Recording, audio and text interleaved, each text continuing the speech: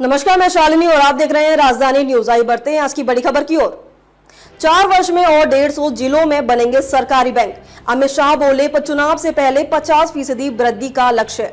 केंद्रीय गृह एवं सहकारी मंत्री अमित शाह ने देश की संपूर्ण तरक्की के लिए सहकारी बैंकों से आगे आने का आग्रह किया है। कहा है कि अभी देश के 300 जिलों में सहकारी बैंक है। चुनाव में जाने से पहले इसमें 50% की वृद्धि करनी है। अमित शाह मंगलवार को भारत मंडपम में राष्ट्रीय राज्य सहकारी बैंक महासंघ लिमिटेड के हीरक जयंती समारोह व ग्रामीण सहकारी बैंकों की राष्ट्रीय बैठक को संबोधित कर रहे हैं।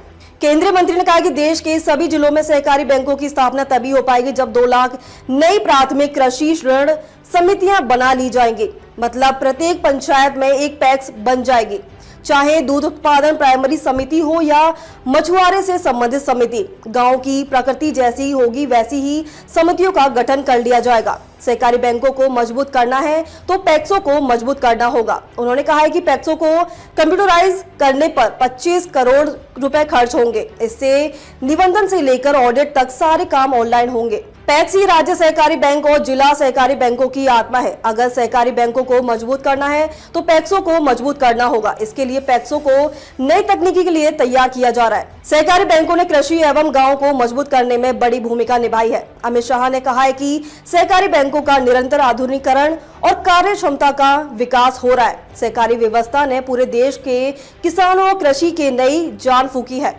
सहकारी बैंकों ने जल प्रबंधन से लेकर कृषि एवं गांवों को मजबूत करने में बड़ी भूमिका निभाई है। हमारा देश सहकार से समृद्धि और समृद्धि से संपूर्णता की ओर जा रहा है। अलग मंत्रालय की स्थापना का उद्देश्य भी यही है। सहकारिता मंत्री ने कहा है कि सरकार का लक्ष्य वर्ष 2027 तक तीसरी अर्थव्यवस्था को प्राप्त कर लेना है। अगले 5 वर्ष सहकारिता क्षेत्र के लिए महत्वपूर्ण होने जा रहे हैं। सरकार गरीब, दलित, आदिवासी और महिला का सम विकास चाहती है। सरकार ने करके भी दिखाया है। सरकारी क्षेत्र में इफ्को, क्रबको और अमूल जैसी संस्थाओं ने बड़ी उपलब्धि प्राप्त की है। राज्य की हर समस्या स्टेट कोऑपरेटिव बैंक की होनी चाहिए। अमित शाह ने पैक्सों के दायित्व का भी जिक्र किया है और कहा है कि सहकारिता के भाव को संबल देने के लिए पैक्सों और सहकारी बैंकों को भी आगे आना चाहिए। गांव की हर समस्या पैक्स ही होनी चाहिए। जिले की समस्या को कोऑपरेटिव बैंक और राज्य की हर समस्या स्टेट कोऑपरेटिव बैंक की होनी चाहिए।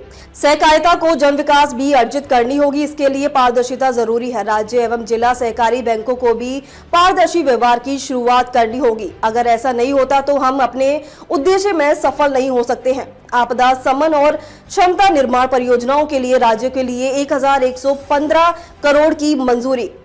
केंद्रीय गृह मंत्री अमित शाह की अध्यक्षता वाली एक उच्च स्तरीय समिति ने 15 राज्यों में विभिन्न आपदा शमन और क्षमता निर्माण परियोजनाओं के लिए 1000 करोड़ रुपए की मंजूरी दी है।